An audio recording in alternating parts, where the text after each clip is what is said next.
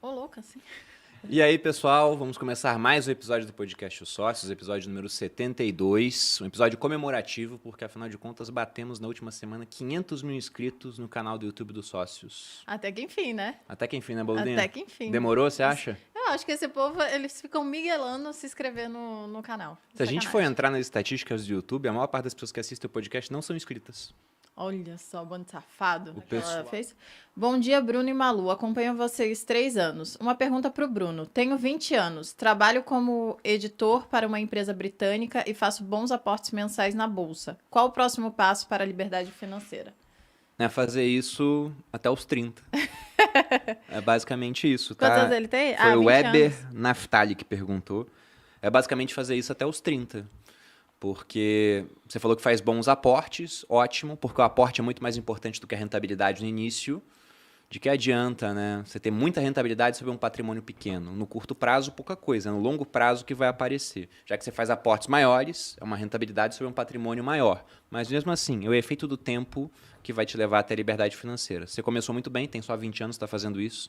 Está na frente de 99% do Brasil. Mas também está acima da média de uma média que é baixa, não diz muita coisa. Tem que ficar acima da média dessa média baixa durante muito tempo. Então, mantenha o que você está fazendo durante mais 10 anos, você vai chegar lá. É isso. Paciência, né? Paciência. Geralmente é o que falta para os jovens também. Tem uma frase do Charlie Munger, que é o sócio do Warren Buffett, e eu gosto dos dois porque os dois são velhos. Eles têm mais de 90 anos, né? E a Malu citou o jovem, que geralmente ele é arrogante, a gente brinca. Entre nós, a gente tem uma frase onde a gente diz que o jovem ele tem que acabar. Na E verdade, felizmente a frase acaba. é minha. Felizmente acaba. Aí ele fala que é dele também, mas a frase é minha, vamos deixar bem A claro. frase é sua. Você criou essa frase no mundo. Sim, Você tá que nem motorista do Uber que falou que inventou há 4 anos o ditado de que não tem mais jeito. Ele falou que inventou não, isso. na verdade a gente sempre concorda Ah. que nada é inventado, né? Tudo foi tirado de algum lugar e repaginado de alguma forma. Aristóteles disse a mesma coisa que você Provavelmente 400 alguém anos já antes de disse Cristo. isso, mas eu repeti por tantas vezes que agora eu quero que seja minha. Tá bom. É o que decido. Então, como eu sempre digo também aquela frase que eu creio, o conhecimento está disperso pela sociedade, essas frases estão soltas por aí. Mas, em todo caso, o Munger, voltando a ele, o sócio do Buffett, uns dois com uns 90 anos, né, super sábios quanto à questão de investimento, o Munger diz que o dinheiro grande, ele não está na compra ou na venda, ele está na espera.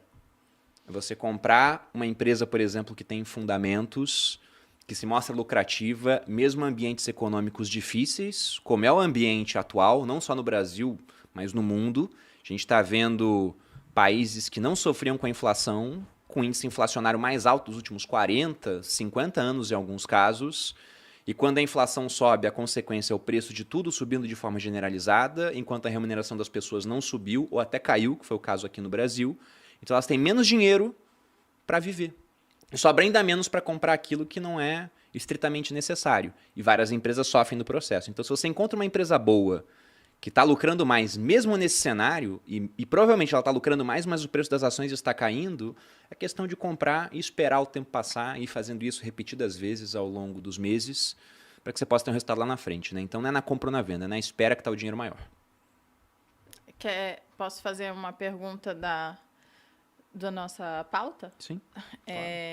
A segunda, né? Você que manda no podcast. Ana Paulinho. Flávia CB. Qual foi o maior desafio para iniciar o podcast? A gente já falou isso em algum lugar? Acho que já falou várias vezes, né? Ou não? A gente já respondeu, né? Algumas vezes. Acho que era a nossa preguiça mesmo. Era, a gente já contou a história que a gente comprou tudo, ficou 1 ano lá em casa, os microfones, os roteadores, os negócios todos, os fios todos, e a gente não fazia nada. Então, era falta de tempo e... Não era falta de tempo, Era tá. preguiça. Era a otimização do que... A gente tinha que decidir começar e a gente tava enrolando. Aí, quando falaram, então vamos ter um podcast aqui no Grupo Primo, aí... Tinha tudo pronto, a gente só veio, sentou e fez, daí deu certo. Mas era isso, era preguiça. Eu lembro que a gente viu o Primocast fazendo muito sucesso. Aí eu mandei mensagem pro Kaique, porque eu fui o convidado que foi mais vezes no Primocast. Por isso eles são um sucesso, de passagem. Mas eu fui mais vezes no Primocast. Aí eu vi aquilo crescendo pra caramba, daí eu falei, cara, tem que fazer um igual, né? E a equipe do Thiago na época, o Primo Rico, eram 5 pessoas, era uma equipe bem pequena. Eu falei, poxa, com pouca equipe ele faz muita coisa, precisamos criar um podcast. Mas eu tinha muita cabeça, e a Malu também, de o que a gente pode fazer. Hoje a nossa cabeça mudou. A pergunta que a gente faz quando esbarra com um problema não é mais o que a gente pode fazer. Quem pode me ajudar a resolver esse problema? Exatamente. E aí as coisas acontecem muito mais rápido, porque são mais mãos e são mais cabeças e trabalhando. geralmente acontecem de forma melhor também, porque a gente contrata alguém especializado, a gente chama alguém para fazer aquilo com a gente que tem algum tipo de know-how no tema, no assunto, naquela coisa, e isso funciona, economiza tempo, dinheiro, muitas vezes. Muitas vezes. E também economiza a nossa mão de obra também, né? Que não é qualificada. Não, e vezes. é limitada também. Se você faz uma coisa, você deixa de fazer outra. Mas na época, eu mandei mensagem pro Kaique e falei, Kaique, me fala o que eu tenho que comprar. Aí o Kaique pacientemente me mandou a lista do equipamento.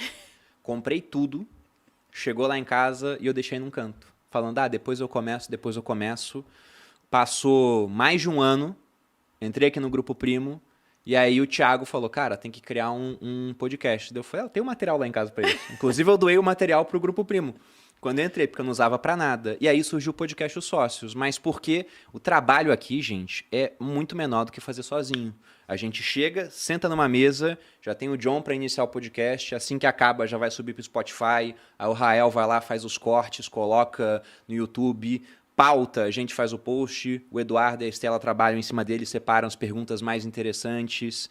Então, vocês ficam olhando o Bruno e Malu, mas tem uma equipe muito grande atrás hoje que dá todo o suporte para que a gente possa ser cada vez mais produtivo. Inclusive, tem uma outra pergunta aqui também na pauta, que hoje eu tô seguindo a pauta. Geralmente o nome das pessoas, Bruno. Então, eu ia falar, apesar de eu não saber ler. Léo Katsumi, talvez seja isso, que ele falou, onde tiram tantas ideias para os temas do podcast? Naturalmente sou eu, né? Que sou a pessoa mais criativa desse podcast. Tá respondida a sua pergunta. Léo, muito obrigado.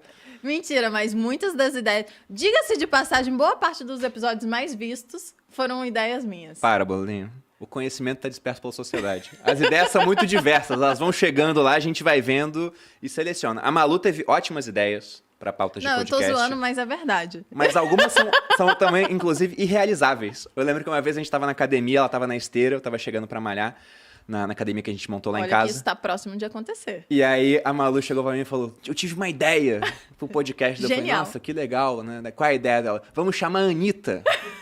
Aí eu virei para ele e falei, eu também tive uma ideia. Vou chamar o Neymar. A ideia é muito fácil, né? Ninguém nunca pensou em chamar a Anitta para um podcast, né? Nunca pensamos. Não, vai que a gente consegue um dia. Inclusive, a Anitta, caso essa mensagem chegue até você, você está convidada para o podcast Aos Sócios. Quando você quiser, a gente senta aqui e manda Neymar também, já que estamos fazendo isso. Já que a gente tá Michael Jordan, né? Vamos botar os nomes na lista. A gente ainda tem muita limitação de inglês. Nosso inglês é muito ruim. Não seria um episódio não seria tão agradável, Pois é. Mas as ideias, hoje tem muita gente por trás. E também tem outro ponto. Nós não temos vergonha de copiar quem está fazendo certo. Então, se, por exemplo, eu olho lá que o Joel fez um episódio muito bom sobre um livro específico, eu já sei que mais pra frente, não vou lançar na semana seguinte, não tem cabimento, mas mais pra frente eu posso fazer um episódio com aquela mesma pegada. Mesma coisa quando o Thiago faz um podcast, ou o pessoal de fora do Grupo Primo também, né? O Caio Carneiro lá do podcast, acabou de passar aqui, inclusive. Eu fico de olho nos podcasts bons e vejo, olha, tal convidado foi muito bom, tal assunto pegou muito engajamento. Porque não dá para todo mundo acompanhar tudo. Muita gente, inclusive, só acompanha 1, 2 podcasts, acompanha só a gente, por exemplo. Então, eu acho que é muito interessante a gente ver o que dá certo nos outros para trazer para cá, para poder oferecer para vocês. E, naturalmente, vai ser um episódio diferente, porque mais que seja o mesmo tema, às vezes até o mesmo convidado, como os entrevistadores, entre aspas, são pessoas diferentes, a conversa vai ser diferente no final das contas, o contexto pode estar diferente, mas as ideias surgem assim, de maneira bem diversa.